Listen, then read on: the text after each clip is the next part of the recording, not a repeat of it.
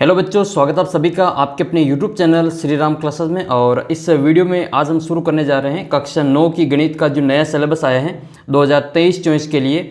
उनके लिए आपकी पहली प्रश्नावली है जिसका नाम है संख्या पद्धति।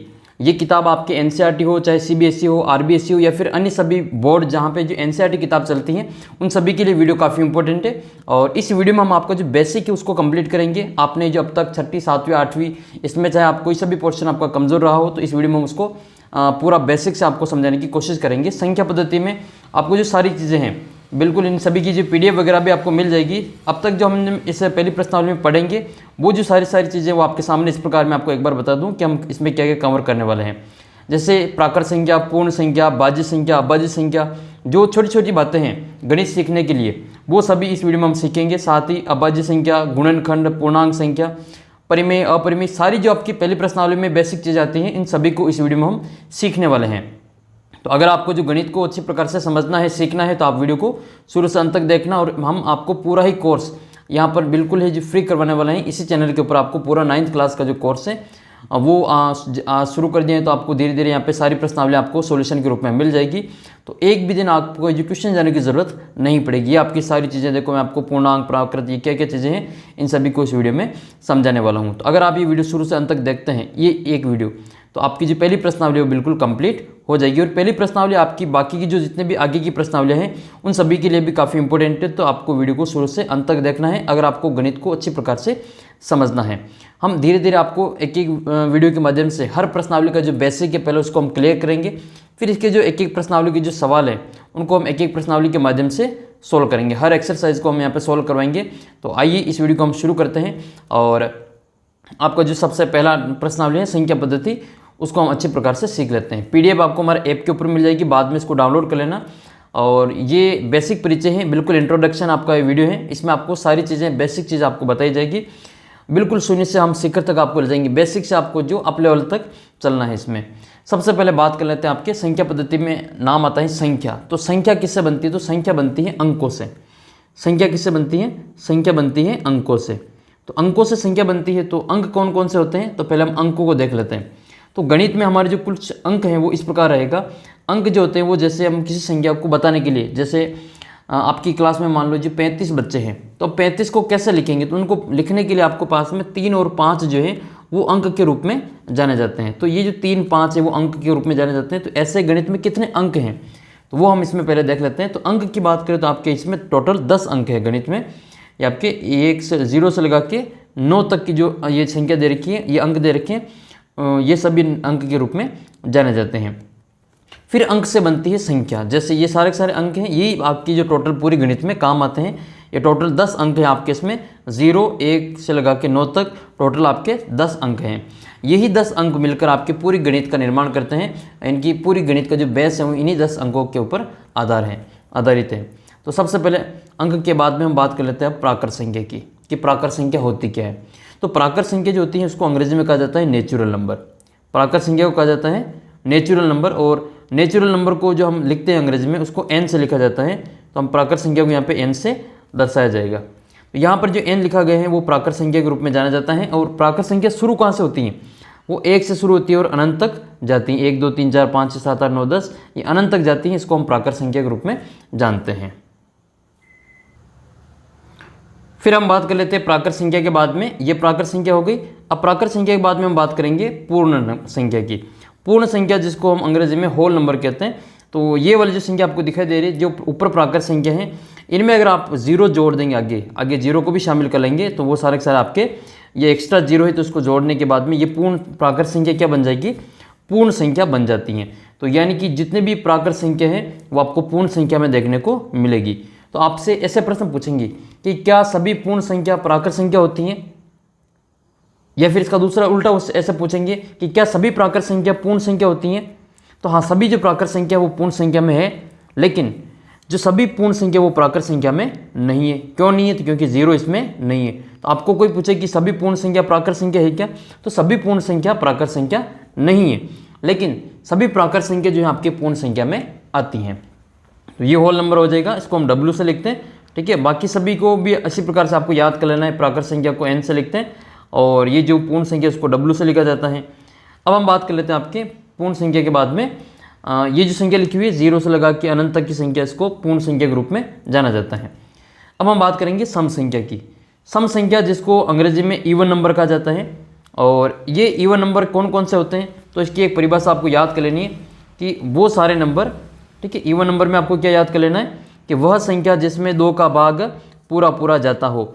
ऐसी संख्या जिसमें 2 का भाग पूरा पूरा जाता हो उसको हम सम संख्या कहते हैं। जैसे उदाहरण के लिए 2, 4, 6, 8, 10, 12, 14, 15 नहीं 16, 18, ये सभी आपके 2 से विभाजित संख्या है, 2 का भाग पूरा पूरा जाता है, तो इसलिए इसको हमें जो सम संख्या कहते हैं। अब हर बार हम भाग देके तो नहीं देखेंगे, तो आपको क्या करना है, 2 की भाजकता का नियम याद कर लेना है। 2 की भाजकता का नियम ये होता है कि संख्या को देख के पता करना कि इसमें 2 का भाग जाएगा या नहीं जाएगा।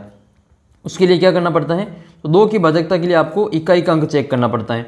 इकाई का अंक क्या क्या हो सकता है, 0 हो सकता है, 2 हो सकता है, 4 हो सकता है, 6 हो सकता है और 8 हो सकता है। इन सभी अंकों में से कोई अंक आपको इकाई के स्थान पे दिखे, जैसे यहाँ पे आपको 2 दिखाई दे रही है, इकाई के स्थान पे 2 है, यहाँ पे 0 दिखाई दे रहा है तो 0 इकाई के स्थान पे है, तो ऐसे आपको इकाई के स्थान पे दिखाई दे तो उसको हम सम संख्या के रूप में जानेंगे, उसमें 2 का भाग पूरा पूरा जाएगा। तो ऐसे आपको सारी सारी संख्या याद कर लेनी है। तो वो सारी संख्या आपकी क्या हो जाएगी, सम संख्या होगी, जिसमें 0 होगा इकाई के स्थान पे, 2 होगा, 4 होगा, या फिर उसमें 6 होगा या फिर 8 होगा। इकाई के स्थान पे होंगे इनमें से कोई नंबर 5 में से, इन्हीं पाँचों में से, तो आपकी जो संख्या है वो सम संख्या के रूप में जानी जाएगी। अब हम देख लेते हैं आपके सम संख्या के बाद में विषम संख्या।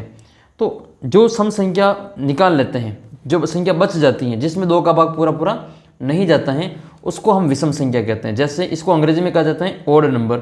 विषम संख्या को अंग्रेजी में क्या कहते हैं, ओड नंबर कहा जाता है। और ये सारी जो संख्या हैं वो सम संख्या के अलावा जो संख्या बच रही हैं वो सभी आपके ओड नंबर के रूप में जानी जाती हैं, विषम संख्याओं के रूप में जानी जाती हैं। जैसे उदाहरण के लिए 1 है, 3 है, 5 है, 7 है, 9 है, ये सभी सभी आपके विषम संख्या हैं, यानी कि जिसमें 2 का भाग पूरा पूरा नहीं जाता है उसको हम विषम संख्या कहते हैं। तो ये सभी आपके विषम संख्या हैं, 1, 3, 5, 7, 9, 11, 13, 17, ठीक है, 19, 21, 23, एक को छोड़ के एक को छोड़ के एक, आपके टोटल इस प्रकार से संख्या आती हैं। तो ये सम संख्या हो गई, ये नीचे हमारी विषम संख्या हो गई। अब आती हैं अभाज्य संख्या। सबसे ज़्यादा जो बच्चे कन्फ्यूजन होता है, आप सभी को कन्फ्यूजन होता है, वो इस विषम संख्या में और इस अभाज्य संख्या में होता है। और ये अभाज्य संख्या तो बहुत काम आने वाली है, आगे जितने भी हम सवाल करेंगे लगभग आपकी पूरी गणित में ये अभाज्य संख्या काम आने वाली है। तो ये पहले अभाज्य संख्या क्या होती है इसको हम देख लेते हैं। अभाज्य संख्या अलग होती है और ये विषम संख्या अलग होती है। कई बच्चे इनको एक ही मान लेते हैं और अभाज्य संख्या पूछे तो भी विषम संख्या का उत्तर दे देंगे, विषम संख्या पूछे तो अभाज्य संख्या का उत्तर दे देंगे, दोनों एक ही समझते हैं और एक ही उत्तर दे देते हैं, जबकि दोनों अलग अलग हैं। कैसे अलग अलग हैं वो हम देख लेते हैं इसमें, कि विषम संख्या तो वो होती है जिसमें 2 का भाग पूरा पूरा नहीं जाता है, लेकिन बात हो रही है यहाँ पे अभाज्य संख्या की। और अभाज्य संख्या को अंग्रेजी में क्या कहते हैं, प्राइम नंबर कहा जाता है। तो इसको भी आप याद कर लेना, अंग्रेजी में इसको प्राइम नंबर कहा जाता है। तो प्राइम नंबर किसको कहते हैं या अभाज्य संख्या किसको कहते हैं, नाम से पता चल रहा है अभाज्य। अभाज्य यानी कि उसमें भाग नहीं जाता है। किसका नहीं जाता है, तो इसमें 2 संख्याओं का ही भाग जाता है। एक तो आपके उस संख्या खुद का भाग जाता है उसमें, और एक उसमें केवल 1 का भाग जाता है। तो वह संख्या जिसमें या तो 1 का भाग जाता है या फिर खुद का ही भाग जाता है, यानी कि वो संख्या क्या तो आपके उस संख्या के पहाड़े में ही आएगी या फिर उसमें 1 के पहाड़े में आएगी। 1 पहाड़े का मतलब 1 का तो भाग सभी में जाता है। तो वह संख्या जिसमें केवल 1 का भाग जाता है या फिर खुद का ही भाग जाता है उसको हम कहते हैं अभाज्य संख्या। दूसरी परिभाषा इसकी क्या होती है, वह संख्या जिसके केवल 2 ही गुणनखंड हो। वह संख्या जिसके केवल 2 ही गुणनखंड हो, और पहला तो 1 हो और वह दूसरा खुद हो। यानी कि उसके 2 ही गुणनखंड होते हैं, एक तो 1 होना चाहिए और दूसरा वह गुणनखंड खुद होना चाहिए, यानी कि उसके 2 ही टुकड़े कर सकते हैं, उसके अलावा और उसमें किसी का भाग नहीं जाता है। तो उन सभी संख्याओं को हम अभाज्य संख्या कहते हैं। कौन कौन सी अभाज्य संख्या वो हम देख लेते हैं।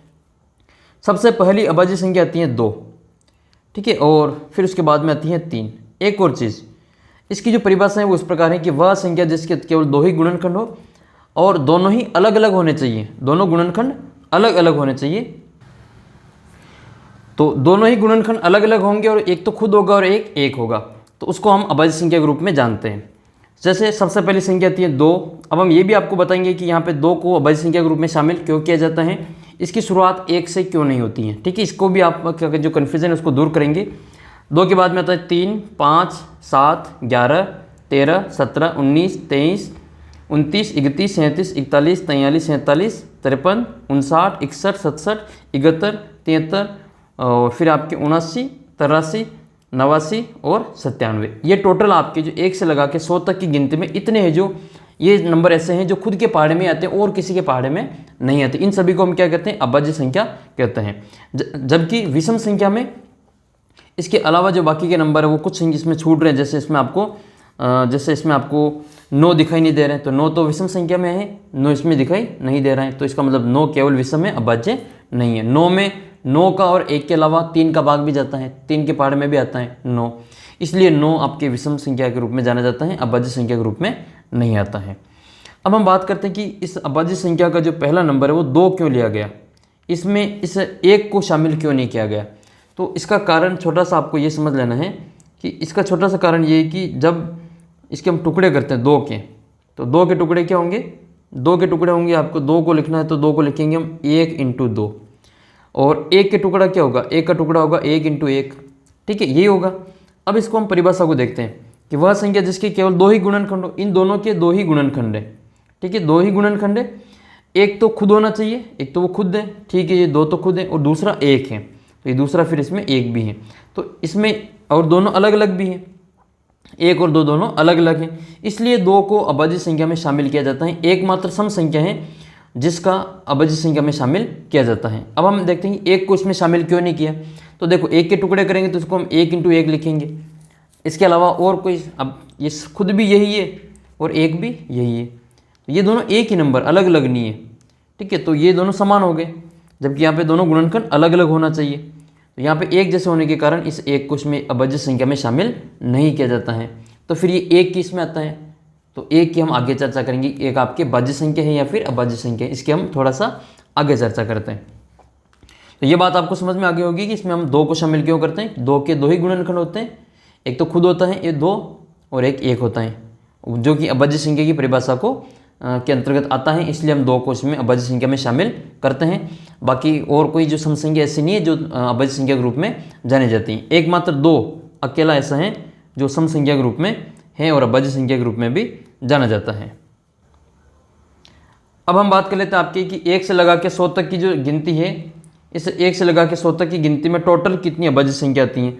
तो कुल 1 से लगा के 100 तक की गिनती में कुल कितनी है? 25 अभाज्य संख्या इसमें शामिल की जाती है। ये जो आपके सामने नंबर दिखाई दे रहे हैं, ये सारे के सारे नंबर कितने हैं? ये टोटल आपके 25 नंबर है। ये 25 नंबर है और इन 25 ही नंबर को आपको अच्छी प्रकार से याद कर लेना है, बार बार लिख लेना है और अच्छी प्रकार से इसको समझ लेना है, ताकि आपको जो 9th क्लास और 10th क्लास में बार बार ये चीज़ें नहीं पढ़नी पड़ेगी।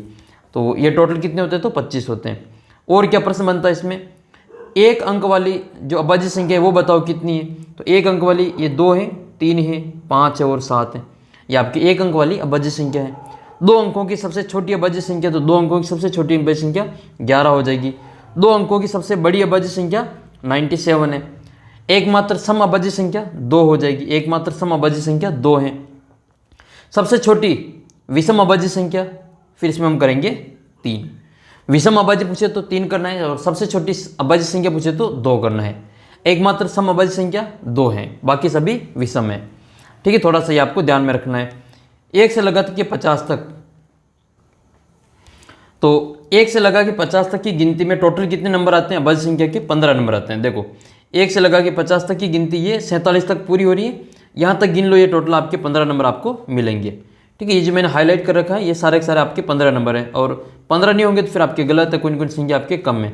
तो 2 इसको हम गिनते हैं, 1 2 3 4 5 6 7 8 9 10 11 12 13 14 और 47 15 हो जाएगा। इसका मतलब अपना जो उत्तर है वो सही है। 1 से लगा के 50 तक की गिनती में टोटल 15 अभाज्य संख्याएं होती हैं। अब बात करते हैं हम 51 से लगा के 100 तक की गिनती में। देखो 51 से लगा के 100 तक की गिनती में कुल अभाज्य संख्या जो है आपके 10 हैं। 10 कौन कौन सी है? देखो इनको हम गिन लेते हैं। ठीक है, इनको हम गिनेंगे यहाँ पे। तो एक तो आपकी 53 है, 59 61 67 और 71, 5 तो ये, और फिर 5 के नीचे 73 79 83 और 89 और 97। ये टोटल आपके जो नंबर है वो 10 नंबर है 51 से लगा के 100 तक की गिनती में। तो 15 तो पहले हो गए और फिर आपके बचे हुए ये 15 नंबर तो ऊपर लिखे हुए जो, और बचे हुए जो आपके 10 नंबर है वो 51 से लगा के 100 तक की गिनती में आते हैं। इस प्रकार से टोटल 15 प्लस आप 10 करेंगे तो 25 नंबर ऐसे हैं जो कुल 1 से लगा के 100 तक की गिनती में आते हैं। कुछ फैक्ट आपको और याद करना है कि दो एकमात्र ऐसी सम अभाज्य संख्या है, दो एकमात्र सम अभाज्य संख्या है और सबसे छोटी अभाज्य संख्या है। दो सबसे छोटी अभाज्य संख्या है और दो एकमात्र सम अभाज्य संख्या है, ये आपको याद कर लेना है। दो के अलावा सारी जो अभाज्य संख्या हैं वो कैसी है, वो आपके विषम है।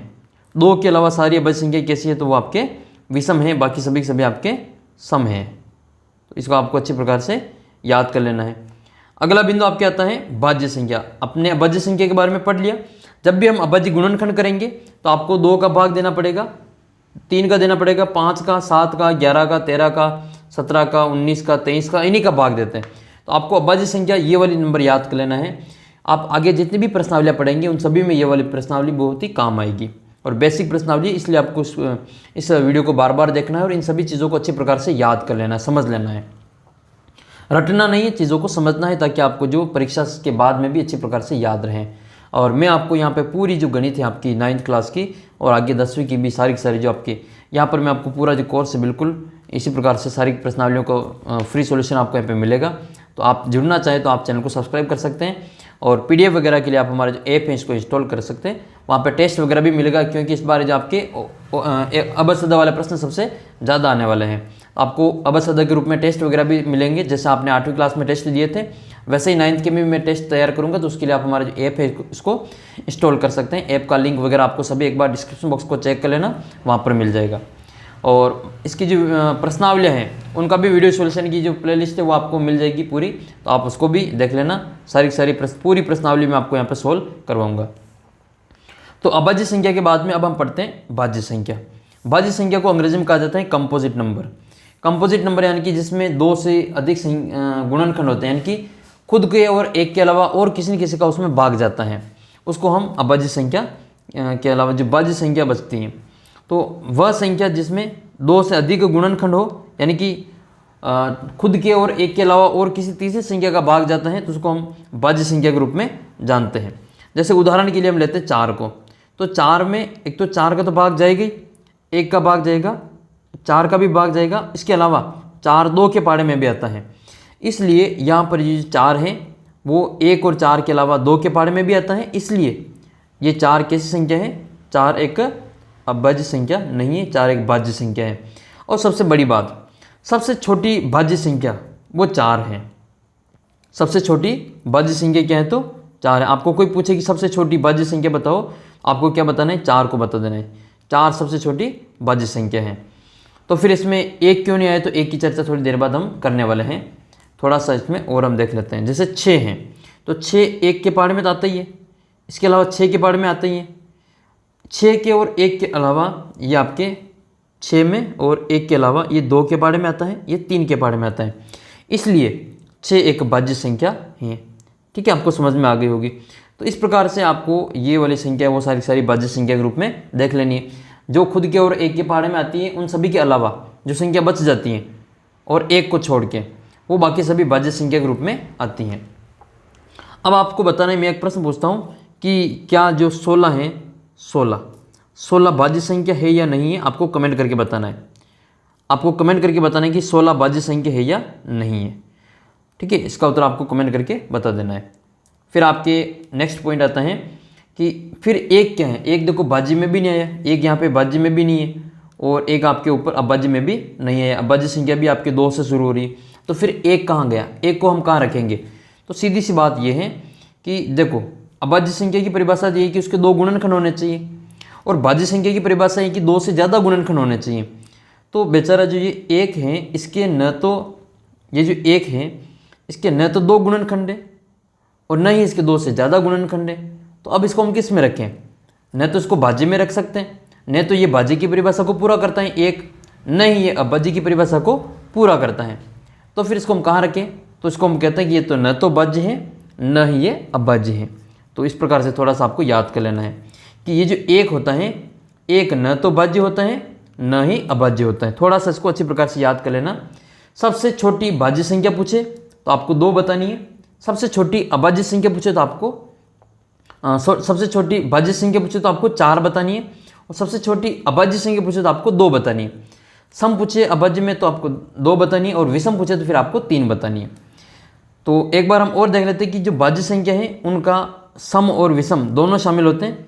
ठीक है, भाज्य संख्या में सम संख्या भी आती है और विषम संख्या भी आती हैं, लेकिन जो अभाज्य संख्या है उसमें 2 को छोड़ के सभी विषम संख्याएं होती हैं। ये आपको थोड़ा सा याद कर लेना है। फिर आपको देखना है एक और नंबर आता है सह अभाज्य संख्या, जो आपके नवी प्रश्नावली में पहली प्रश्नावली में काम आएगा ये, जब हम सवाल करेंगे कि सह अभाज्य संख्या क्या होती हैं। तो ऐसी अभाज्य संख्या, ऐसी 2 या 2 से अधिक प्राकृत संख्या, अभाज्य नहीं प्राकृत संख्या, ऐसे 2 या 2 से अधिक प्राकृत संख्या जिनका एक के अलावा कोई दूसरा उभयनिष्ठ गुणनखंड ना हो, यानी कि जिसमें एक के अलावा और कोई कॉमन गुणनखंड नहीं मिलता हो, तो उसको हम सह अभाज्य संख्या कहेंगे। वो संख्या 2 नंबर एक साथ हो सकते हैं, 3 नंबर एक साथ हो सकते हैं, और 2 से ज़्यादा भी हो सकते हैं। जैसे उदाहरण के लिए हम देख लेते हैं 2, तो 2 में क्या कॉमन दिख रहा है, 2 के गुणनखंड करेंगे तो 2 के गुणनखंड में आपको क्या दिखाई देगा, 2 के गुणनखंड में आपको एक तो ये 2 दिखाई देगा, 2 के गुणनखंड में 2 दिखाई देगा, 1 दिखाई देगा, 3 में एक तो 1 दिखाई देगा और 3 दिखाई देगा। तो इसमें कॉमन क्या है, इसमें कॉमन केवल आपके 1 हैं, तो इस 1 के अलावा और कोई इसमें कॉमन नहीं है, इसलिए इस 2 और 3 को हम क्या कहेंगे, सह अभाज्य संख्या कहेंगे। इसके अलावा देखो 5 में, 9 में और 11 में इनके टुकड़े करेंगे तो 5 के टुकड़े 1 और 5 हो जाएगा, 9 के 1, 3 और 9 होगा, और 11 का 1 और 11 हो जाएगा। अब इसमें तीनों में देखो इस 1 के अलावा और कोई कॉमन संख्या दिख रही है क्या, या 5 है या 3, 9 और 11 है, कोई नहीं है सेम संख्या। तो इस प्रकार से ये तीनों ही संख्या आपस में कौन सी संख्या कहलाती हैं, सह अभाज्य संख्या कहलाती है। तो इसका उत्तर हो जाएगा आपके सह अभाज्य संख्या। वैसे आप 4, 21 और 70 का भी उदाहरण देख सकते हो। अब हम बात कर लेते हैं, देखो हमारे ये कितनी संख्या पढ़ ली हमने, अब तक हमने भाज्य, अभाज्य, सह अभाज्य ये संख्या सारी पढ़ ली है। अब हम पढ़ते हैं आपके पूर्णांक में। पूर्णांक क्या होता है, पूर्णांक प्लस में भी चलता है और माइनस में भी चलता है। प्लस संख्या और माइनस की संख्या दोनों आपकी जो एक साथ आती हैं, और 0, इन तीनों को मिला लें, प्लस वाली संख्या को, माइनस वाली संख्या को और 0 को, इन तीनों को मिला लें तो फिर हम इसको पूर्णांक के रूप में जानते हैं। तो पूर्णांक को अंग्रेजी में कहा जाता है इंटीजर नंबर, और इनको या तो आई से बताते हैं हम, या फिर इसको हम जेड से बताते हैं। हम आगे ये भी चर्चा करेंगे कि इस पूर्णांक संख्या को आई और जेड दोनों से क्यों बताते हैं, जेड का क्या काम है, जेड को क्यों ले रहे हैं, जेड तो कहीं आई नहीं रहा इसमें, तो इंटीजर है, इंटीजर का जरूर हमको समझ में आ रहा है कि आई है, तो फिर ये जेड क्यों है। तो थोड़ा सा आगे हम जेड की भी चर्चा करते हैं कि इसको हम जेड से क्यों लिखते हैं। तो प्राकृत संख्या में उनकी जो ऋणात्मक संख्याओं तथा शून्य को भी शामिल कर लिया जाए। जो हमने प्राकृत संख्या पढ़ी थी ऊपर, नेचुरल नंबर 1 से लगा के अनंत तक, उनका वापस नेगेटिव नंबर, जो प्लस में 1 है उसको माइनस में 1, प्लस का 2 का माइनस का 2, प्लस का 3 है तो उसका माइनस का 3, इन सभी को तथा इसके 0 को बीच में मिला लिया जाए तो इन सभी को जो संख्या प्राप्त होती हैं उनको हम पूर्णांक संख्या कहते हैं। जैसा कि आपके सामने दिखाई दे रही है, ये आई या फिर जेड से लिखेंगे, और ये जो बीच में लगा हुआ ये तो 0 है, 0 के इस साइड में आपके प्लस की संख्या दिखाई दे रही है, और 0 के इस वाले साइड में आपको माइनस की संख्या दिखाई दे रही है। तो ये सभी जो संख्या है वो सभी माइनस का 3, -2, -1, 0, 1, 2, 3, ये सारी की सारी संख्या आपके पूर्णांक संख्या के रूप में जानी जाती हैं। अंग्रेजी में इसको इंटीजर नंबर कहते हैं। ये 0 के दोनों तरफ चलती हैं, प्लस में भी चलती हैं और माइनस में भी चलती हैं। इसको हम संख्या रेखा के ऊपर समझेंगे। ठीक है, ये जेड से क्यों लिखते हैं तो हम थोड़ा सा आपको यहाँ समझा देते हैं कि पूर्णांक संख्या को हम जेड से क्यों लिखते हैं। तो आपकी किताब में भी दे रखा है ये कि पूर्णांक संख्या को जेड से क्यों लिखा जाता है। आप पढ़ेंगे तो एक डिब्बे में दे रखा है कोष्टक, इसमें एक गोले में दे रखा है कि इसको जेड से क्यों लिखा जाता है। देखो जेड क्या है, जेड जर्मन शब्द है ज़हलिन। ठीक है, जेड जर्मन शब्द ज़हलिन से लिया गया है, और जिसका अर्थ होता है गिनना, और ज़हल का अर्थ होता है संख्या। इस कारण से संख्या और गिनने के कारण इसको जेड से लिखा जाता है। ये आपकी किताब में दे रखा है, मैंने वहीं से ये लिखा हुआ है। तो आपको इसको अच्छी प्रकार से याद कर लेना है कि पूर्णांक संख्या को जेड से क्यों लिखते हैं। तो कारण ये है कि जेड का जो शब्द है वो जर्मन शब्द है ज़हलिन, ज़हलिन से लिया गया है, और जिसका अर्थ होता है गिनना, काउंट करना, गिनना, और ज़हल का अर्थ होता है संख्या, तो संख्या को गिनना। तो ये सभी संख्या को गिना जाता है इसमें, इसलिए इसको जेड से भी लिखा जाता है। अब हम इसको संख्या रेखा पे समझ लेते हैं। ये एक नंबर लाइन है, अंग्रेजी में इसको नंबर लाइन कहते हैं, हिंदी में इसको संख्या रेखा कहते हैं। संख्या रेखा में क्या होता है कि एक लाइन होती है और बीच में जीरो होता है। जीरो के आपके दाईं तरफ, ठीक है, राइट हैंड साइड में जीरो के इस दाईं तरफ, ये वाला दाईं तरफ है, इस तरफ तो संख्या प्लस में लिखी होती है, ठीक है, और जीरो के बाईं तरफ इस वाली संख्या माइनस में लिखी होती है। इन्हीं प्राकृत संख्याओं का माइनस इसमें इस साइड में होता है और बीच में आता है आपका ज़ीरो। तो ये जो ज़ीरो है, ये ज़ीरो दोनों तरफ जो बंटवारा कर लेगा, ज़ीरो के इस साइड में प्लस की संख्या है, ज़ीरो के इस साइड में माइनस की संख्या है। तो फिर हम किसको प्लस में लेंगे किसको माइनस में लेंगे, तो थोड़ा सा इसको समझ लेते हैं। तो ज़ीरो के जब हम इस तरफ जाएंगे दाईं ओर तो हम प्लस में जाएंगे, और ज़ीरो से बाईं ओर जाएंगे तो हम माइनस में जाएंगे। ज़ीरो से बाईं ओर जाते हैं तो संख्या घटती है, माइनस का 1, फिर माइनस का 2, माइनस का 3, माइनस का 4, ये धीरे धीरे संख्या घटती जा रही है, ये धीरे धीरे संख्या घटती जा रही है। लेकिन इसमें अगर आप देखेंगे ज़ीरो से दाईं तरफ तो यहाँ संख्या बढ़ेगी, 1 से 2, 2 से 3, 3 से 4, ये आपके बढ़ते क्रम में है। तो जीरो की तरफ आएंगे या जीरो से पीछे जाएंगे तो आप संख्या घटेगी, जीरो से आगे बढ़ेंगे तो हमारी संख्या बढ़ेगी, इनका मान बढ़ता है, ठीक है। तो ये थोड़ा सा आपको अच्छी तरीके से याद कर लेना है। अब पूर्णांक, धनात्मक पूर्णांक और ऋणात्मक पूर्णांक क्या है वो भी हम देख लेते हैं। तो ज़ीरो के दाईं तरफ जो नंबर लिखे हैं, दाईं तरफ का मतलब ये राइट हैंड साइड, और बाईं तरफ का मतलब होता है लेफ्ट हैंड साइड, ठीक है, ये लेफ्ट हैंड साइड है, ये LHS और RHS लेफ्ट हैंड साइड, और ये RHS राइट हैंड साइड। तो ये हमारा दायां हाथ होता है, दायां हाथ, और ये हमारा बायां हाथ होता है, ठीक है। तो बायां और जो संख्या होती है वो माइनस की संख्या होती है, और दाईं ओर जो संख्या होती है वो प्लस की संख्या होती है। ये पूर्णांक के रूप में इसको जानते हैं। तो फिर ये ज़ीरो किस में आएगा, तो ज़ीरो जो होता है न तो धनात्मक होता है न ही ऋणात्मक होता है। ज़ीरो न तो पॉजिटिव है न ही नेगेटिव है, ये न्यूट्रल होता है, बीच में होता है, ये बिल्कुल है जो साफ है, न तो इसमें प्लस का है न ही इसमें माइनस का है, ये प्लस माइनस का नहीं होता है ज़ीरो, थोड़ा सा इसको ध्यान रखना है। ज़ीरो न तो प्लस की संख्या है न ही माइनस की संख्या है। ये छोटी छोटी चीज़ें आपको सब जगह पे देखने को नहीं मिलेगी, इसीलिए मैं आपको बेसिक चीज़ें समझा रहा हूँ, ताकि आपको जो कोई भी प्रश्न पूछ ले आपके क्लास में तो आपको जो फटाक से उसका उत्तर मिल जाए। तो ये आपको सारी चीज़ें इसी प्रकार से देख लेनी है। फिर आपके अगली संख्या आती है धन पूर्णांक। धन पूर्णांक क्या होती हैं, प्राकृत संख्या का जो धन पूर्णांक कहा जाता है, जो भी प्राकृत संख्या होती है नेचुरल नंबर, उनको धन पूर्णांक कहते हैं। धन पूर्णांक को कहा जाता है। इसके अलावा धन पूर्णांक संख्या रेखा के दाईं तरफ होते हैं, यानी कि ये राइट हैंड साइड में होते हैं ये धन पूर्णांक। ये कौन कौन से, इसको I+ से दर्शाते हैं, इंटीजर पॉजिटिव, इसको I+ का मतलब होता है इंटीजर पॉजिटिव, ये धनात्मक परिमेय ये पूर्णांक है। तो 1, 2, 3, 4 से अनंत तक की जो संख्या है वो धनात्मक पूर्णांक संख्या है। फिर जीरो से माइनस की तरफ बाईं तरफ जो जाएंगे तो इधर जाएंगे पीछे की ओर, तो ये फिर ऋण पूर्णांक कहलाता है। तो ये 0, -1, -2, -3 ये सारी माइनस में चलती हैं। फिर आपके शून्य, तो देखो शून्य न तो धन पूर्णांक है न ही ऋण पूर्णांक है।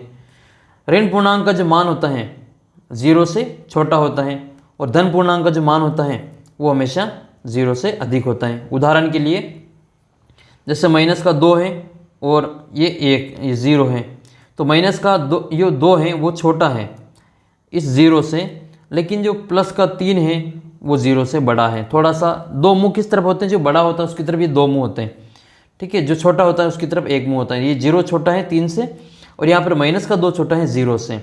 इस प्रकार से आपको ये याद कर लेना है। PDF वगैरह के लिए आपको ऐप डाउनलोड कर लेना है, और 9th क्लास की अगर आपके पास में किताब नहीं हो तो मैंने ऐप के ऊपर डाल रखी है पूरी PDF आपकी, तो वहाँ से आप पढ़ लेना। और एक मैंने वीडियो भी बना रखा है कि आपकी जो पुरानी किताब को कैसे नई किताब बनानी है, कौन कौन सी प्रश्नावली हट गई है। तो नए सिलेबस का जो पूरा मैंने वीडियो डाल रखा है उसका भी लिंक आपको नीचे डिस्क्रिप्शन बॉक्स में मिल जाएगा। PDF आपको हमारे ऐप के ऊपर मिल जाएगी, आपको ऐप के ऊपर सारी चीज़ें वहाँ पर फ्री उपलब्ध हैं। फिर आपके पूर्णांक संख्या के बाद में नंबर आता है परिमेय संख्या, जो आपने 8वीं क्लास की पहली प्रश्नावली में पढ़ा होगा, परिमेय संख्या वो वाली। तो परिमेय संख्या क्या होती है, वे संख्याएं जिसको हम, तो परिमेय संख्या कौन सी संख्या होती है, परिमेय संख्या वे संख्या होती है जिसको हम P/Q के रूप में लिख सकते हो, जिसको हम P/Q के रूप में लिख सकते हैं उसको हम परिमेय संख्या कहते हैं। अब ये P और Q क्या है, तो P और Q के बारे में भी देखेंगे। और परिमेय संख्या को Q से लिखा जाता है, याद रखना कैपिटल जो Q है उससे लिखा जाता है। और परिमेय संख्या को अंग्रेजी में क्या कहते हैं, रेशनल नंबर कहा जाता है, ठीक है। थोड़ा सा इंग्लिश वर्जन भी आपको थोड़ा थोड़ा याद कर लेना है। तो ये परिमेय संख्या को हम Q से लिखते हैं।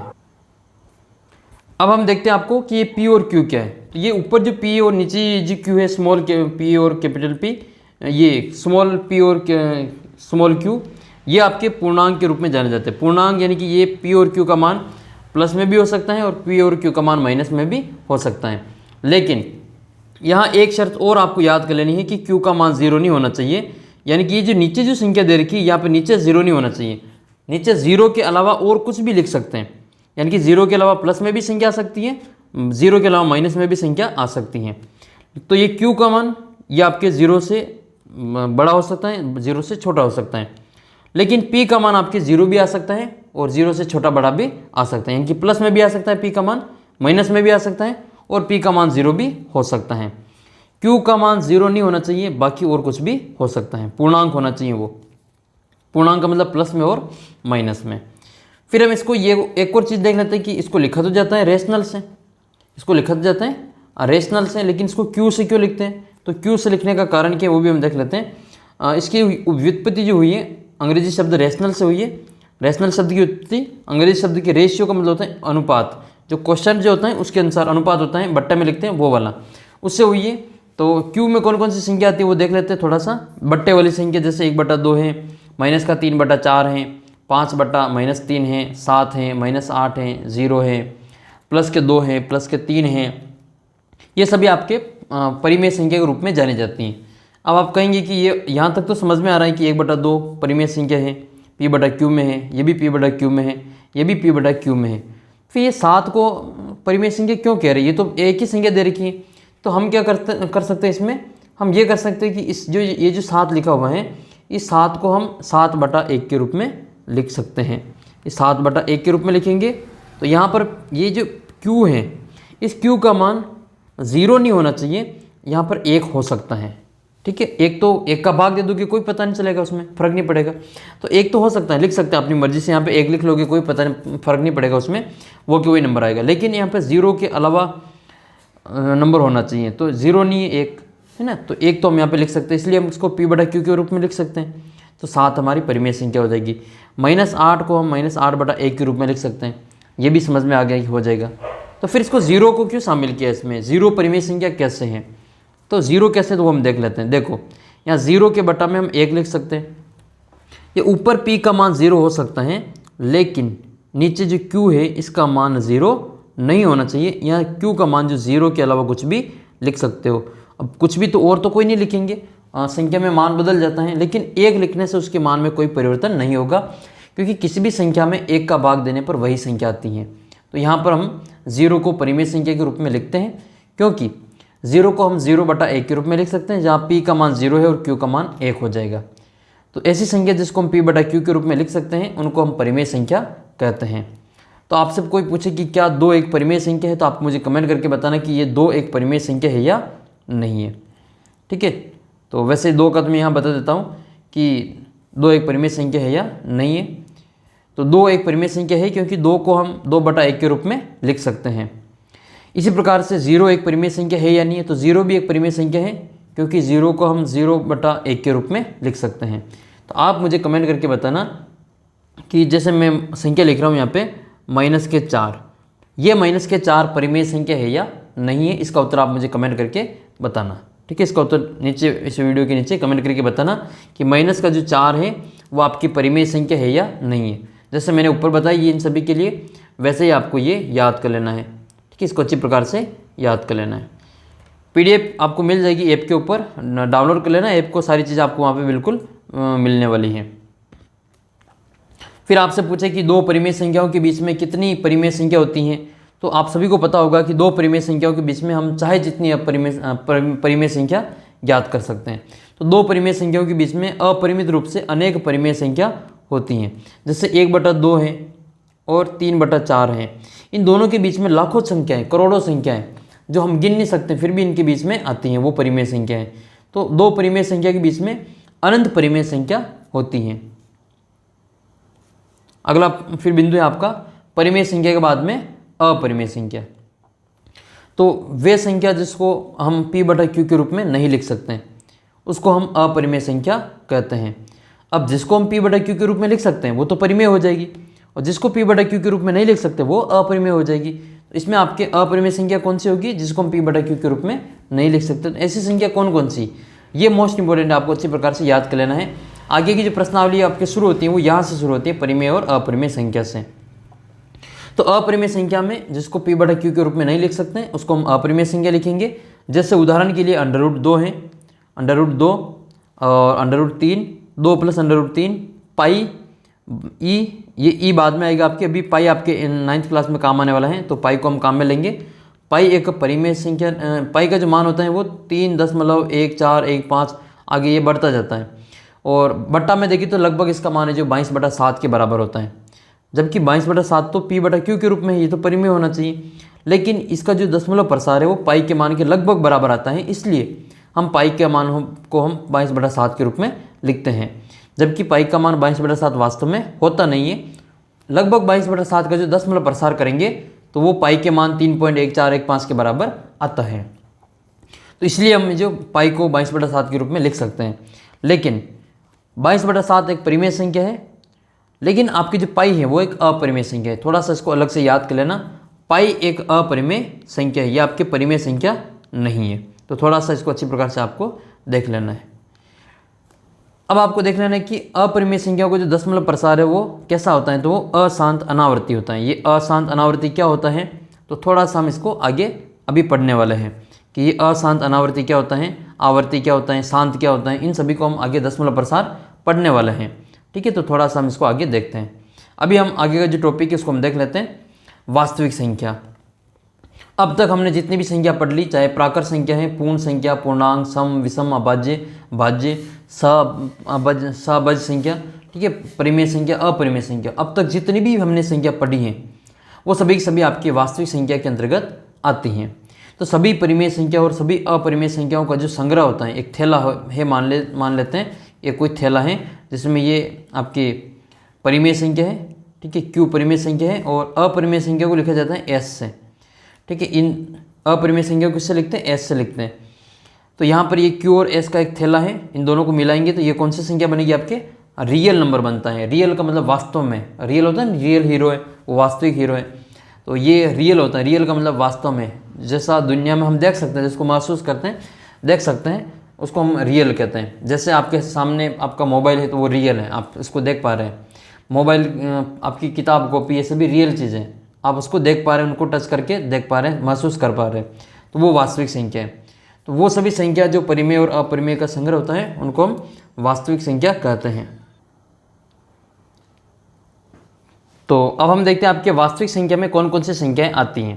तो देखो ये एक मैंने डायग्राम बना रखा है, इसकी मदद से हम थोड़ा सा समझ लेते हैं वास्तविक संख्या क्या होती है। ये सबसे पहले नेचुरल नंबर होता है, फिर आपके होल नंबर आता है, फिर पूर्णांक संख्या होती है, फिर उसके बाद में आपके परिमेय संख्या होती हैं, और ये आपके अपरिमेय संख्या होती हैं। तो ये बाहर जो आपके परिमेय संख्या है वो और अपरिमेय संख्या है, इन दोनों को, ये परिमेय संख्या अलग होती हैं और अपरिमेय संख्या अलग होती हैं, तो इन दोनों को जब हम मिला लेते हैं, एक थैले में बंद कर लेते हैं इनको, तो उनको हम वास्तविक संख्या कहते हैं, और वास्तविक संख्या को हम आर से दर्शाते हैं।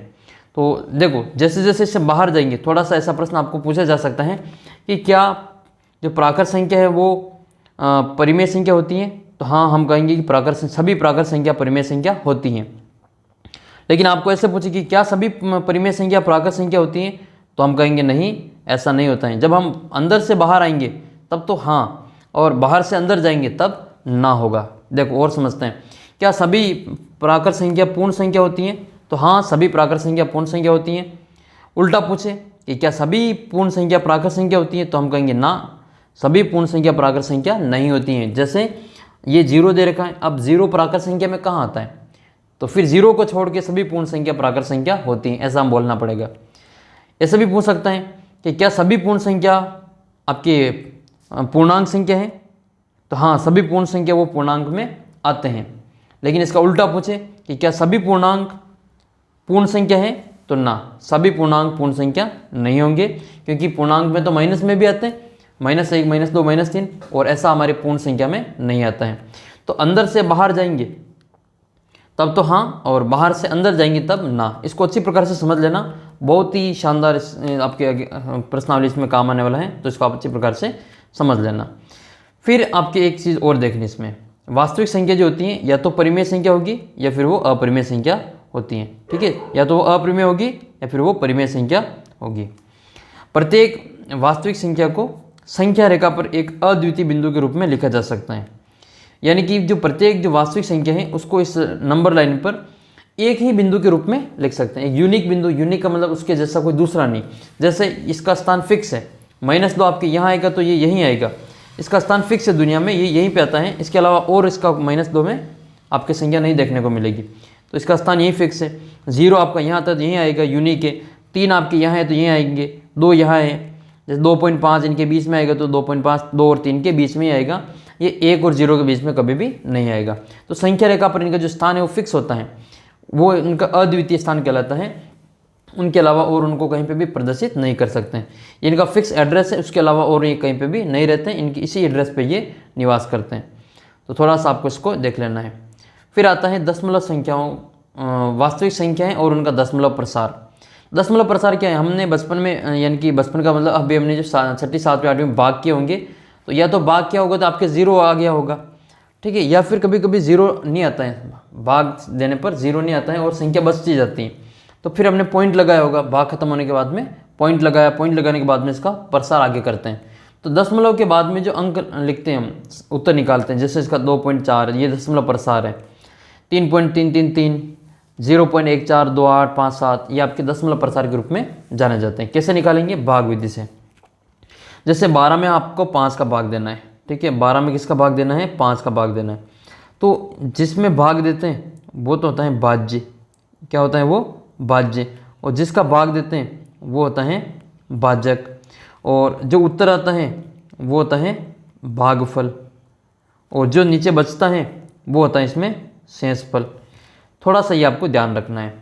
तो 5 का भाग दे रहे हैं 12 में, तो 5 भाजक है और 12 इसमें भाज्य है। जो उत्तर आ रहा है वो 2.4 वो उसका भागफल है, और जो 0 आ रहा है उसका शेषफल नीचे बचेगा वो शेषफल है। तो अगर हमारा इसमें 12 में 2 इस 5 का भाग देते हैं तो 2 बार जाएगा, 5 दूनी 10, 5 दूनी 10 माइनस करेंगे तो 2 बचेगा। अब 2 में भाग नहीं जाता तो हम क्या करेंगे? यहाँ पे पॉइंट लगाएंगे, पॉइंट लगाएंगे तो फिर 20 हो जाएगा। 20 में 5 का भाग 4 बार जाएगा और 20 में से 20 को घटाएंगे तो 0 आ जाएगा। तो ये इसका भाग यहीं पे समाप्त हो गया। भाग क्या हो गया? समाप्त होगा। समाप्त तो क्यों हुआ? क्योंकि इसका शेषफल क्या आ गया? 0 आ गया। जब शेषफल 0 आ जाता है तो भाग समाप्त हो जाता है। ऐसे भाग को हम क्या कहते हैं? ऐसे भाग को हम शांत भाग कहते हैं। इसका दशमलव प्रसार कैसा है? इसका दशमलव जो प्रसार है वो क्या हो जाएगा? शांत हो जाएगा। इसको हम कहेंगे, इसका जो दशमलव प्रसार है वो शांत है, ठीक है। इसका दशमलव प्रसार कैसा है? शांत है। तो ये शांत हो गया, यानी कि अब ये बिल्कुल समाप्त हो गया, यहीं पे आगे नहीं बढ़ने वाला है। फिर एक और दूसरा देखते हैं। जैसे 10 में 3 का भाग देना है, तो 10 में 3 का भाग 3 बार चला जाएगा, 3 3 9। फिर हम माइनस करेंगे, 10 में से 9 जाएगा तो 1 बचेगा। अब देखो, जो हम शुरू से लेके चले थे वही वापस रिपीट होता रहेगा। तो 10 हो जाएगा तो 10 में वापस 3 का भाग जाएगा, 3 बार जाएगा, ठीक है। पॉइंट लगा दिया हमने, अब इसमें हम 0 लगाते जाएंगे। 0 पॉइंट लगने के बाद में 0 लगता जाता है और आगे से आगे भाग देते रहते हैं। तो शेषफल हमेशा इसमें एक ही संख्या आ रही है, 1 1 1 1 1, और भाग 3 3 बार ही जा रहे हैं, 3 3 9 3 3 9 3 3 9, ये सारी संख्या है। तो ये संख्या कभी भी, ये भाग कभी भी समाप्त नहीं होने वाला है, ये हमेशा चलेगा। तो ये भाग कभी भी समाप्त होने वाला नहीं है, हमेशा चलेगा ये। तो इसको हम कहते हैं अशांत। ये कभी शांत नहीं होगा, इसका शेषफल कभी भी 1 के अलावा आएगा ही नहीं। तो ऐसे भाग को, ये दूसरा एक और भाग दे रखा है कि 1 में 7 का भाग देना। अब 1 में तो नहीं जाएगा, हम 10 में भाग देंगे। तो 10 बनाने के लिए यहाँ पे पॉइंट लगाया, फिर 10 कर दिए। 10 में 7 का भाग 1 बार जाएगा, फिर यहाँ पे 30 हो जाएगा, 30 में 4 बार जाएगा 28, फिर 2 बचेगा, 20 में 2 बार जाएगा 14, 6 बचेगा, 60 हो जाएगा, 60 में 8 बार जाएगा, फिर 40 5 बार जाएगा, 7 5 35, फिर 50 हो जाएगा, 7 7 49, फिर वापस इसका शेषफल देखो कितना आ गया? 1 आ गया। जो हम शुरू से लेके चले थे वही शेषफल वापस आपका नीचे आ गया। वापस इसके 10 बनाएंगे, 10 में वापस 1 बार भाग जाएगा, फिर 7 1 7 3 बचेगा, फिर 14, फिर वापस वही 14 28 56 35 चलता रहेगा। यानी कि ये उत्तर वापस बार बार आते रहेंगे। एक निश्चित संख्या के बाद में इनका जो प्रश्न का जो उत्तर है वो रिपीट होना शुरू हो जाएगा। तो ऐसी संख्या का जो दशमलव प्रसार है उसको कहते हैं, ये तो शांत तो है नहीं, ये तो हमें पता चल गया ये अशांत है। ये क्या है? अशांत है। लेकिन अशांत में भी देखो ये बार बार रिपीट हो रहे हैं, इनकी आवृत्ति हो रही है। ये बार बार आ रहे हैं, तो ये बार बार नहीं लिखें, इसके ऊपर हम ये लाइन खींच लेंगे, इसको कहते हैं बार। ये 3 बार बार आ रहा था, तो इसको हम क्या लिखेंगे, 3.3 बार। तो यहाँ पर ये 14, 28, 57 बार बार आएंगे, तो इसके ऊपर हम क्या करेंगे, बार लगा देंगे। इसके ऊपर बार लगा देंगे, इसका मतलब ये बार बार आता है, 14, 28, 57, 14, 28, 57, 14, 28, 57, ये बार बार आ रहे थे, तो हमने इसके ऊपर बार लगा दिया। तो ये इसको पढ़ा जाता है बार 3 या 3 बार, है ना, बार 3 इसको पढ़ा जाता है। 3 बार का मतलब ये होता है ये बार बार आ रहा है, 3 बार बार आ रहा है। तो ये एक चीज़ आपको इसमें समझ लेनी है। अब आपको देख लेना है दशमलव प्रसार क्या क्या होता है। देखो, दशमलव प्रसार आपके 2 टाइप से आपको पता चल जाएगा कि ये शांत है या अशांत है। शेष फल अगर आपके 0 आ जाता है तब तो आपका दशमलव प्रसार शांत होगा। शेष फल आपका 0 आ जाता है, यानी कि भाग खत्म हो जाता है, तो शांत हो जाएगा। भाग खत्म नहीं होगा तो आपका शेषफल 0 नहीं आएगा। 0 शेषफल नहीं आता तो फिर वह भाग कैसा हो जाएगा, अशांत होगा। शांत वाले को कहते हैं टर्मिनेटिंग। ये टर्मिनेट हो गया है, बिल्कुल समाप्त हो गया, ये यहीं पे समाप्त हो जाएगा, टर्मिनेट है, ये आगे नहीं जाएगा गाड़ी, यहीं पे ये बिल्कुल स्टॉप हो गई है। और ये अशांत हो जाएगा, यानी कि ये नॉन टर्मिनेटिंग है, ये बार बार है जो आता रहेगा, वो कि वही नंबर चलते रहेंगे या तो रिपीट होते रहेंगे या कोई दूसरा नंबर आता रहेगा, तो ये अशांत हो जाता है। तो शांत तो एक ही टाइप का होता है, शेषफल 0 होगा तो शांत है, उसको टर्मिनेटिंग कहते हैं। जैसे 7 में 8 का भाग देना शांत हो जाएगा, 12 में 5 का भाग देना शांत हो जाएगा, 5 में 4 का भाग दे देना शांत हो जाएगा। लेकिन कुछ भाग ऐसे होते हैं जो शांत नहीं होते हैं, समाप्त नहीं होते हैं, उसको हम अशांत कहते हैं। और अशांत भी आपके 2 प्रकार के होते हैं। वैसे अशांत को अंग्रेजी में नॉन टर्मिनेटिंग कहते हैं, मतलब ये बार बार जो इसमें टर्मिनेट नहीं होगा, यानी कि वो वहाँ पे समाप्त नहीं होगा। तो अशांत वाले को अंग्रेजी में नॉन टर्मिनेटिंग कहा जाता है। उदाहरण के लिए 1/3, 1/7, इनमें एक में आप 7 का भाग देके देखना, अपने मोबाइल में भी करके देख लेना। एक में अगर आप 3 का भाग देंगे, 7 का भाग देंगे, तो बार बार वही नंबर है जो आता रहेगा, ठीक है, वो का वही नंबर आपका सेम टू सेम आता रहता है। एक में 3 का भाग देंगे तो 0.3333333 चलता रहेगा। अब मोबाइल में भी करके इसको देख सकते हैं, कैलकुलेटर में। एक में 7 का भाग देके देख लेना, ये भी आपका बार बार है जो आता रहेगा, रिपीट होता रहेगा, 14, 28, 57, 14, 28, 57। फिर हम ये जो अशांत है ये भी आपके 2 प्रकार का होता है। एक में तो आपके उत्तर वो कि वही रिपीट होंगे, तो वो तो हो जाएगा आपके आवर्ती। एक में आपके उत्तर वापस जो रिपीट नहीं होते हैं, भागफल इसमें रिपीट नहीं होता है, तो उसको कहते हैं अनावृत्ति। तो ये 2 प्रकार का होता है, अशांत आवृत्ति और अशांत अनावृत्ति। इस अशांत को अनवसानी कहा जाता है, अशांत को अनवसानी भी कहा जाता है, ठीक है, इसको इस प्रकार से भी याद कर लेना है, अशांत को अनवसानी भी कहा जाता है। तो ये अशांत आवृत्ति और अशांत अनावृत्ति, यानी कि आपकी ये नॉन टर्मिनेटिंग, आवृत्ति को तो कहेंगे नॉन टर्मिनेटिंग रिकरिंग हो जाएगा, और अनावृत्ति का होता है आपका नॉन टर्मिनेटिंग नॉन रिकरिंग। तो ये जो आवृत्ति वाला है ये तो आपके रिकरिंग वाला है, और नॉन आवृत्ति वाला आपके, यानी कि जो नॉन रिकरिंग है उनको अनवसानी अनावृत्ति कहते हैं। उदाहरण के लिए अनवसानी आवृत्ति में कौन कौन से नंबर लिख सकते हैं, 1/7 है, 1/3 है, इनके नंबर रिपीट होते हैं। अनवसानी अनावृत्ति यानी कि अशांत अनावृत्ति में इनकी जो दशमलव के बाद में जो नंबर आते हैं वो कभी रिपीट आपको नहीं मिलेंगे, एक जैसे नंबर बार बार रिपीट नहीं मिलेंगे। जैसे इसमें तो आपको मिल जाएगा 1/3 है तो इसको आपको 0.333, ठीक है, इस प्रकार से आपको ये नंबर मिल जाएंगे, ठीक है, यहाँ पे 3 3 3 इस प्रकार से ये नंबर बार बार रिपीट मिलेंगे।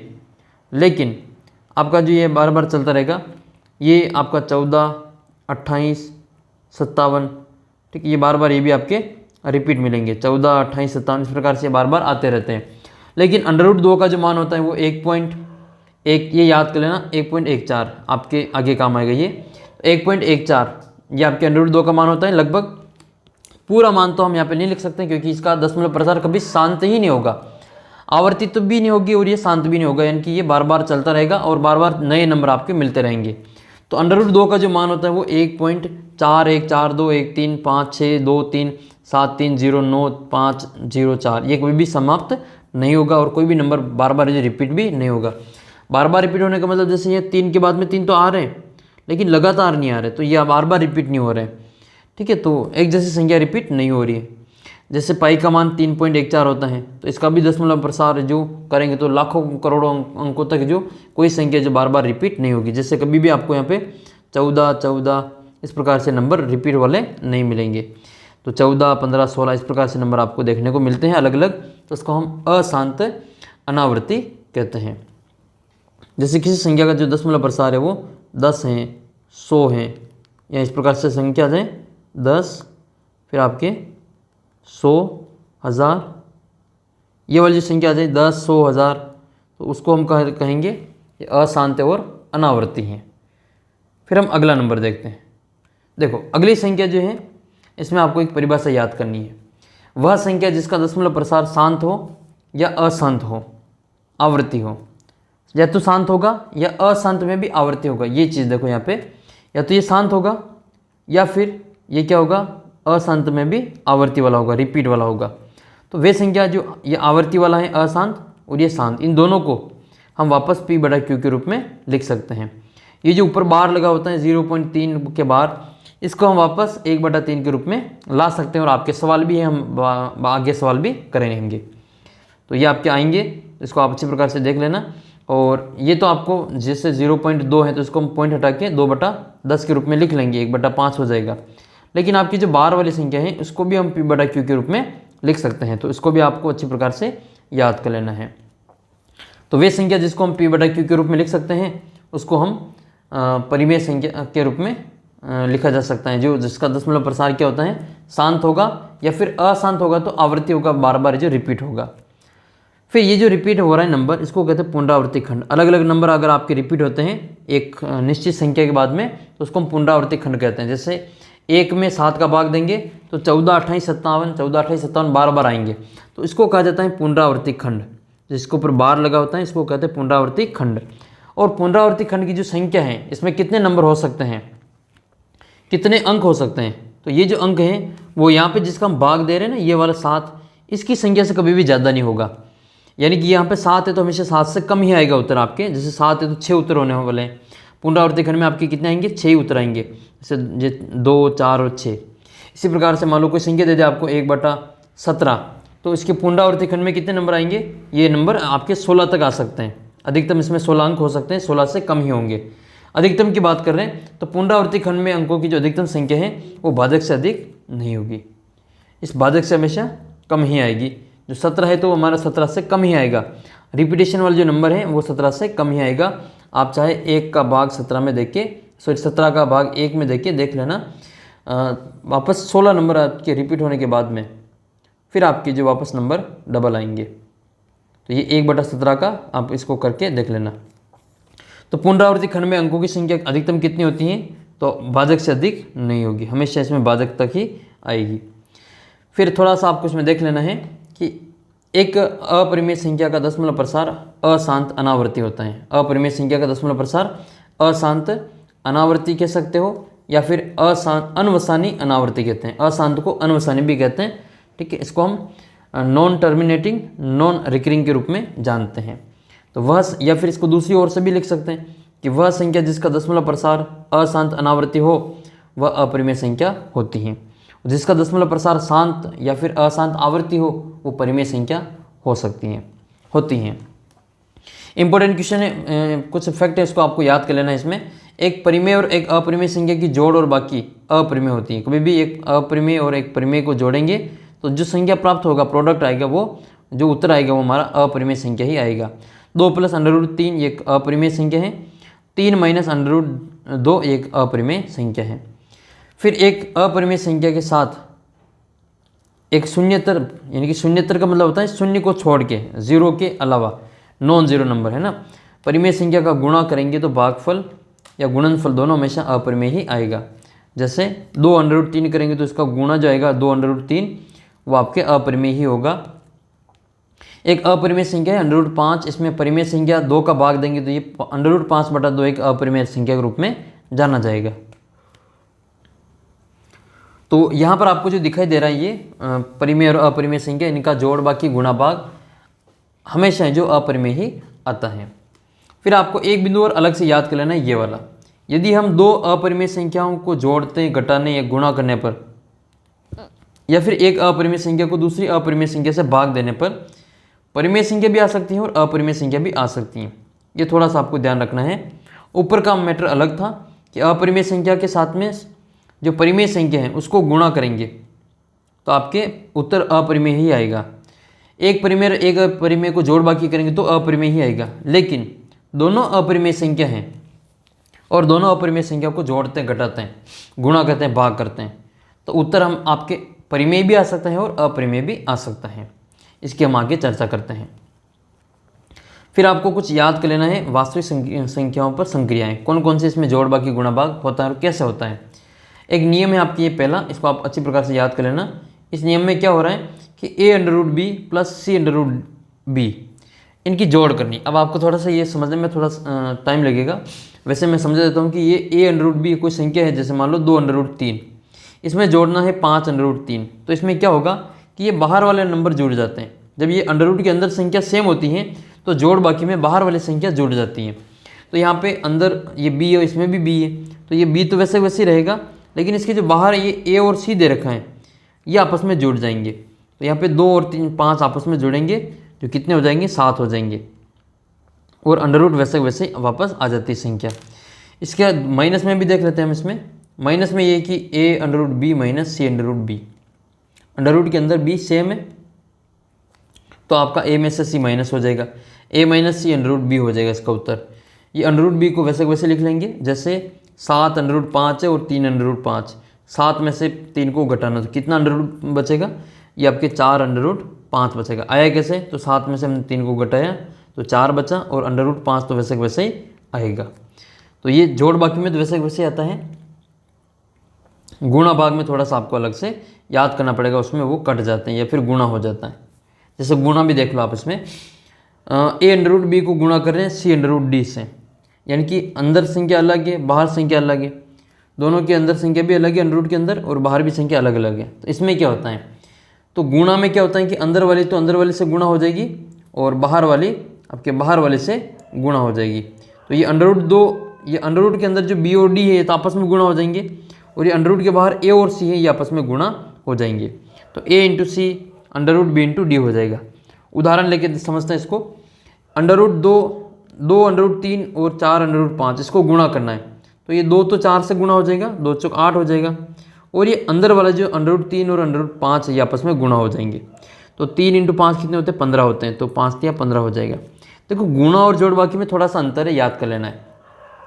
यहाँ 5 और 5 जोड़ के यहाँ पे हमने 10 नहीं लिखा, या फिर 5 में से 5 घटा के इसमें हमने 0 नहीं किया। जोड़ बाकी में अंडर रूट के अंदर वाली संख्या में कोई परिवर्तन नहीं आता है, लेकिन गुणा भाग में अंडर रूट के अंदर वाली संख्या में परिवर्तन आता है। और ये जोड़ेंगे घटेंगे कब, जब इसके अंडर रूट के अंदर संख्या सेम होगी तभी इसमें जोड़ बाकी हो पाएगा। अलग अलग होने पर उसको हम केवल जोड़ के रूप में लिख सकते हैं। फिर है आपके भाग, तो भाग में भी सेम ही है वो, तो भाग में आपके वही सेम है, अंदर वाले अंडर रूट के अंदर वाले आपस में कट जाते हैं, भाग चला जाता है, और अंडर रूट के बाहर जो संख्या दे रखी है उसका आपस में भाग लग जाएगा। तो a में हम c का भाग दे देंगे और b में d का भाग दे देंगे, तो अंडर रूट से अंडर रूट भाग लग जाएगा, और जो बाकी बचा हुआ है वो आपस में आपके भाग लग जाएगा। जैसे 4 अंडर रूट 5 है, इसमें आपको भाग देना है 2 अंडर रूट 3 का, तो यहाँ पे 4 में 2 का भाग चला जाएगा, इस 4 में इस 2 का भाग चला जाएगा, लेकिन 5 में 3 का नहीं जाएगा, तो हम इसको भाग के रूप में वैसे वैसे ही छोड़ देंगे। फिर आपके एक और नियम इसमें थोड़ा सा याद कर लेना है कि परिमेय एक वास्तविक संख्या दे रखी है a और b, तो उनको गुणा करेंगे। अगर ये under root a into B के रूप में लिखा हुआ है तो इनको अलग अलग अंडर रूट के रूप में भी लिख सकते हैं। एक ही अंडर रूट के अंदर ये गुणा में है तो इसको हम अलग अलग अंडर रूट के रूप में, गुणा के रूप में लिख सकते हैं। ऐसा जोड़ बाकी के अंतर्गत नहीं होता है, केवल गुणा और भाग में ही होता है। यहाँ पे क्या हो रहा है, भाग हो रहा है, अंडर रूट ए के ऊपर भी है और बी के ऊपर भी है, तो ये अंडर रूट आपके ए के ऊपर भी लग जाएगा और ये अंडर रूट बी के ऊपर भी लग जाएगा। जैसे अंडर रूट 5/3 है तो अंडर रूट 5/√3 हो जाएगा अलग अलग। फिर आपके अगला सवाल जो बन रहा है वो इस प्रकार है, अगला सूत्र अंडर रूट ए और अंडर रूट बी, इन दोनों को हम क्या करेंगे, यहाँ पे गुणा करेंगे। तो इन दोनों का गुणा आपको एक सूत्र याद कर लेना है, a + b और a - b, जिसको हम क्या लिख सकते हैं, a² - b²। a का मान अंडर रूट a है और b का मान अंडर रूट b है। इन दोनों को हम लिखेंगे यहाँ पे, तो a की जगह पे अंडर रूट a का स्क्वायर करेंगे। यहाँ पे अगर अंडर रूट a का स्क्वायर करेंगे, अंडर रूट a का स्क्वायर करेंगे और अंडर रूट b का स्क्वायर करेंगे, तो अंडर रूट से ये स्क्वायर कट जाता है और केवल a और b बच जाएगा। तो यहाँ पर जो आएगा आपके a - b आ जाएगा, क्योंकि अंडर रूट a का स्क्वायर a ही बचेगा और अंडर रूट b का स्क्वायर b ही बचेगा। तो ये a माइनस बी इसका उत्तर आएगा। फिर आपको एक आपके परिमेय और एक अपरिमेय संख्या को गुणा करना है। जैसे ये a प्लस बी और a माइनस बी है, तो वैसे वैसे ये है आपके, ये भी अपरिमेय संख्या है और ये भी आपके अपरिमेय संख्या है। जब इन दोनों को गुणा करेंगे तो ये a प्लस बी और ये a माइनस बी है। तो इसमें क्या होगा, वही सूत्र लगेगा a square minus B square वाला। तो a का मान तो आपके a है और b का मान अंडर रूट b है। तो a का स्क्वायर करेंगे तो a का स्क्वायर ही आएगा और अंडर रूट b का स्क्वायर करेंगे तो क्या बचेगा हमारे यहाँ पे, केवल b बचेगा। इस अंडर रूट b का स्क्वायर किया हमने तो केवल हमारे यहाँ पे b बच गया। अब हम क्या करेंगे आगे, और आपको क्या सीखना है, इसमें हर का परिमेयकरण करना सीखना है। हर का परिमेयकरण कैसे किया जाता है, तो हर का परिमेयकरण करने का मतलब ये है कि हर को परिमेय संख्या के रूप में बदलना। अगर नीचे हर में अंडर रूट दे रखा है तो इस अंडर रूट को वहाँ से हटाने के काम जो करते हैं वो हर के परिमेयकरण में किया जाता है। तो जैसे a बटा अंडर रूट एक के हर का परिमेयकरण करना है, यानी कि अंडर रूट एक का जो अंडर रूट है वो हटाना है। तो हम क्या करेंगे, इस एक अकेली संख्या होने पर सेम संख्या से ऊपर नीचे गुणा कर देंगे। बीच में अगर प्लस माइनस नहीं है इनके तो हम इसको ऊपर नीचे गुणा कर लेंगे। जैसे एक बटा अंडर रूट ए है तो इसका हर का परिमेयकरण करेंगे तो ये अंडर रूट ए को हम ऊपर नीचे गुणा करेंगे। तो एक इंटू अंडर रूट ए और अंडर रूट ए इंटू अंडर रूट ए, इन दोनों को आपस में गुणा करेंगे तो ये दोनों गुणा होकर कितना हो जाएगा, ये ए हो जाएगा। क्यों होगा ये, क्योंकि अंडर रूट ए को अंडर रूट ए से गुणा करते हैं तो अंडर रूट ए का स्क्वायर बनता है और स्क्वायर से ये अंडर रूट कट जाता है। तो हमें क्या बचेगा, केवल अंदर की संख्या बचेगी ए। तो ये ए हम यहाँ पे लिख लेंगे। तो इस प्रकार से इसका उत्तर जो आएगा वो अंडर रूट ए बटा ए आ जाएगा, जो कि हर से आपका अंडर रूट हट चुका है। अंश में अंडर रूट हो सकता है लेकिन हर में आपको अंडर रूट नहीं छोड़ना है, उसको परिमेयकरण करके हटा देना है। आगे भी इसके और सवाल आएंगे, उसको भी हम देखते हैं। जैसे एक बटा अंडर रूट दो है, इसका परिमेयकरण करने के लिए अंडर रूट दो को अंडर रूट दो से गुणा करेंगे तो ये एक से अंडर रूट दो बचेगा और अंडर रूट दो को अंडर रूट दो से गुणा करेंगे तो केवल दो आएगा, क्योंकि दोनों एक जैसी संख्या, स्क्वायर से अंडर रूट कट जाएगा। फिर एक आपके इस प्रकार के कई सारे सवाल हैं, आपके परीक्षा में भी पूछे जाते हैं, इसको आप अच्छे प्रकार से समझ लेना। एक बटा ए माइनस अंडर रूट बी के हर का परिमेयकरण करना है। तो हम क्या करेंगे, इसमें इसका जो हर है ये प्लस माइनस है तो माइनस का होगा तो प्लस से गुणा करेंगे, प्लस का होगा तो माइनस से गुणा करेंगे। यहाँ पे अगर हमारा माइनस है तो उसको हम प्लस वाले से गुणा करेंगे अंश और हर में। तो ए प्लस अंडर रूट बी को ऊपर नीचे गुणा करेंगे तो ये आएगा आपके सेम संख्या, वैसे वैसे पहले वाली। तो दूसरे में आपके ए प्लस अंडर रूट बी और ए प्लस अंडर रूट बी से ऊपर नीचे गुणा करेंगे। ऊपर तो हमेशा ये दोनों गुणा होकर एक से सेम ही संख्या आ जाएगी। नीचे हमेशा यहाँ पे एक सूत्र बनेगा। सूत्र कौन सा बनेगा, ये ए प्लस बी का या फिर ए माइनस बी और ए प्लस बी का। इसको क्या लिखेंगे, इसको लिखेंगे हम ए स्क्वायर माइनस बी स्क्वायर। ये आ जाएगा आपका ए स्क्वायर माइनस बी स्क्वायर, यानी कि ए का मान तो आपके ए ही है, बी का मान आपके अंडर रूट बी है। तो इस अंडर रूट बी का स्क्वायर करेंगे, अंडर रूट, जब हम अंडर रूट बी का स्क्वायर करेंगे तो ये स्क्वायर से अंडर रूट कट जाता है और केवल बी बचता है। तो यहाँ पे तो केवल बी ही आएगा, यहाँ पे ए का स्क्वायर आएगा। तो ऊपर तो बचेगा ए प्लस अंडर रूट बी, तो ये सेम संख्या लिख ली हमने। नीचे बचेगा ए का स्क्वायर यानी कि ए स्क्वायर आ जाएगा और यहाँ पे अंडर रूट बी का स्क्वायर केवल बी आ जाएगा। तो ये तो आया आपका परिमेयकरण कैसे करना है, वो एक उदाहरण लेके और समझ लेते हैं। जैसे आपको एक किताब में दे रखा है आपका उदाहरण, एक बटा दो प्लस अंडर रूट तीन, इसके हर का परिमेयकरण करना है। तो हर का परिमेयकरण करने के लिए इसका जो दो प्लस अंडर रूट तीन है इसको हम ऊपर नीचे गुणा करेंगे, वो भी माइनस में, प्लस में तो माइनस में गुणा करेंगे। तो एक बटा दो प्लस अंडर रूट तीन को गुणा कर रहे हैं दो माइनस अंडर रूट तीन से। तो यहाँ पर दो माइनस अंडर रूट तीन तो वैसे वैसे आएगा, एक से गुणा होके नीचे एक सूत्र बनेगा ए स्क्वायर माइनस बी स्क्वायर। ये ए प्लस बी और ए माइनस बी है तो उसको हम क्या लिखेंगे, ए स्क्वायर माइनस बी स्क्वायर। ए का मान दो है और बी का मान अंडर रूट तीन है। ये क्यों आया, ये ए प्लस बी है और ये ए माइनस बी है। ये सूत्र आपको अच्छी प्रकार से याद कर लेना है, ये वाला सूत्र लगा इसमें। और इसकी जगह हम क्या लिखेंगे, ये ए स्क्वायर माइनस बी स्क्वायर लिखेंगे। तो ये हमने लिख लिया। यहाँ पे ए का मान आपके दो है तो दो का स्क्वायर कर लेंगे, चार आ जाएगा।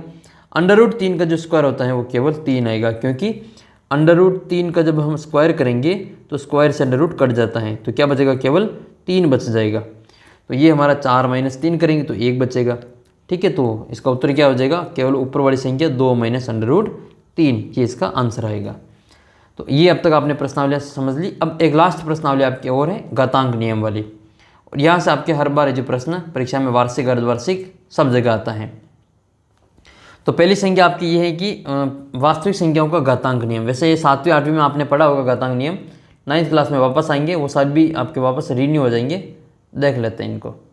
जैसे पहला नियम ये है कि गुणा में आधार समान होने पे घातें घटती, ये आपको याद है। गुणा कर रहे हैं दो संख्याओं को आपस में और आधार सेम है तो उनकी घातें जुड़ जाती हैं। कैसे? जैसे a की घात m है और a की घात n है, आधार सेम है a तो इनकी जो ऊपर पावर है वो जुड़ जाएगी। m और n क्या होंगे यहाँ पे जुड़ जाएंगे, यानी कि आधार तो दो सेम ही है, इसकी घात 3 + 4 है तो 3 + 4 कितने होते हैं? 7 होते हैं। तो 2 की घात कितनी हो जाएगी? 2 की घात 7 हो जाएगी। ठीक है, तो ये इसका आंसर आएगा। इसी प्रकार से आपको भाग में भी याद कर लेना है, आधार समान होने पर भाग में घातें घटती हैं। तो ये हमारा भाग है, a की घात m और भाजक a की घात n, इसमें हम a की घात m में a की घात n का भाग दे रहे हैं। तो यहाँ पर आधार सेम है a तो यहाँ पे इसकी घातें m - n हो जाएगी, घट जाएगी। इसको उदाहरण के द्वारा समझ लेते हैं। जैसे 5 की घात 7 में हम 5 की घात 3 का भाग दे रहे हैं, इनकी 5 की घात 7 बटे 5 की घात 3 है, तो ये जो 7 हैं इसमें से इस 3 को घटा लेंगे, क्योंकि 7 ये 3 ऊपर जाएगा तो माइनस में चला जाएगा, तो ये हमारा 7 - 3 हो जाएगा, 7 में से 3 जाएगा तो 4 बचेगा। तो 5 की घात 4 हमारा क्या होगा? आंसर आएगा। अब देखो ये तो हो गया भाग वाला, गुणा वाला।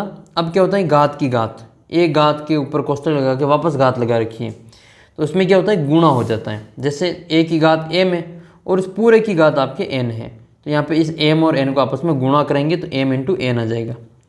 जैसे उदाहरण के लिए 2 की घात 3 है और उस पूरे की घात 4 है, ये 4 इन दोनों की घात है, तो हम क्या करेंगे? या तो इसको 4 बार लिखेंगे या डायरेक्ट इसको गुणा कर लेंगे। तो इन 3 को 4 से गुणा कर लेंगे, कोष्ठक होने पर ही गुणा करना है। ठीक है, तो ये 2 की घात 3 × 4 यानी कि 2 की घात 12 हो जाएगा। देखो ये अलग सिस्टम है, और ये 2 की घात 3 और उसकी घात 4 ये वाला अलग है।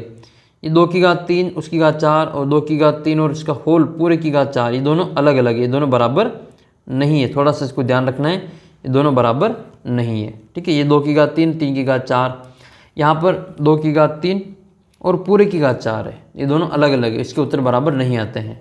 फिर इसको हम कभी आपको सवाल करेंगे तब उसको पूरा डिटेल में इसको समझाएंगे।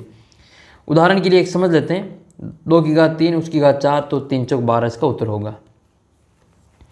फिर आपके अगला जो नियम है वो ये है कि a × b की घात अगर m है और ये नीचे संख्या अलग अलग है और घात एक ही है, तो उसको हम अलग अलग घात के रूप में लिख सकते हैं। जैसे a की घात m और b की घात m हो जाएगा। इसी प्रकार से उदाहरण लेके देखते हैं, 3 × 5 उसकी घात 2, तो 3 की घात भी 2 हो जाएगी, 5 की घात भी 2 हो जाएगी, तो 3 की घात 2 5 की घात 2 इसका उत्तर आएगा। किसी भी संख्या की घात 0 है उसका उत्तर हमेशा 1 आता है, चाहे आप कोई सी भी संख्या ले लो शून्य को छोड़ के। ठीक है, थोड़ा सा ध्यान रखना है, ये 0 की घात 0 परिभाषित नहीं है, ये अभी तक कोई इसको परिभाषित नहीं कर पाया। 11वीं क्लास में पढ़ेंगे इसके बारे में कि 0 की घात 0 कभी होता ही नहीं है। ठीक है, किसी भी संख्या की घात 1 तो समझ में आती है, ठीक है, 0 की घात 0 समझ में नहीं आती है, थोड़ा सा इसको ध्यान रखना। फिर आपके हैं जैसे 5 की घात 0 तो उसका उत्तर आपके 1 आएगा। 1 की घात -1, तो ये -1 जब नीचे जाएगा तो प्लस में बन जाएगा। जैसे 2 की घात -3 है तो उसको नीचे ले जाएंगे तो 2 की घात प्लस का 3 हो जाएगा, तो 1/2 की घात प्लस का 3 हो जाएगा। घात अगर माइनस में है और उसको प्लस में बदलना है तो उसकी जो आधार है उसको चेंज कर दो, अंश को हर में ले जाओ और हर को अंश में ले आओ। ये a/b है और ऊपर m माइनस में है तो उसको b/a करके प्लस में m ले आएंगे। एक और चीज़ आपकी ये कि a की घात ये n/a, ये आपकी जो n लगा हुआ है ये इसकी घात के रूप में आता है, ये 1/n के रूप में जाना जाता है। ठीक है, इसको जैसे √a है तो √a का मान होता है a की घात 1/2 आधा होता है। वैसे आपके ये जो 3 ये जो आपके हैं इसका मतलब ये है कि इसकी घात 1/3 है, इसका मतलब इसकी घात 1/3 है और इसका मतलब अलग है, ये 3 √5 है, जबकि ये इसकी घात 1/3 ये इसके गुणा में। ठीक है, इसको हम अंदर ले जाएंगे तो इसकी संख्या अलग हो जाती है, इसको अंदर ले जाएंगे तो ये के बटा में आ जाएगा 3। थोड़ा सा इसमें अंतर है, उसको अच्छी प्रकार से समझ लेना है। तो ये पूरा आपका जो पहली प्रश्नावली है वो पहली प्रश्नावली हमने एक रिवीजन के रूप में या फिर समझ लो कि एक बेसिक रूप में इसको समझा। और ये पूरी PDF वगैरह आपको कहाँ पे मिलेगी? ऐप के अंदर मिल जाएगी। ऐप को आपको डाउनलोड कर लेना है, ठीक है। ऐप का जो लिंक है वो सारा आपको डिस्क्रिप्शन बॉक्स में चेक कर लेना है। पूरी गणित आपको यहाँ पे समझाई जाएगी, करवाई जाएगी। उसके लिए आपको चैनल को सब्सक्राइब कर लेना है ताकि आपको सारी गणित बिना कहीं ट्यूशन जाए आपको यहाँ पे मिल जाए।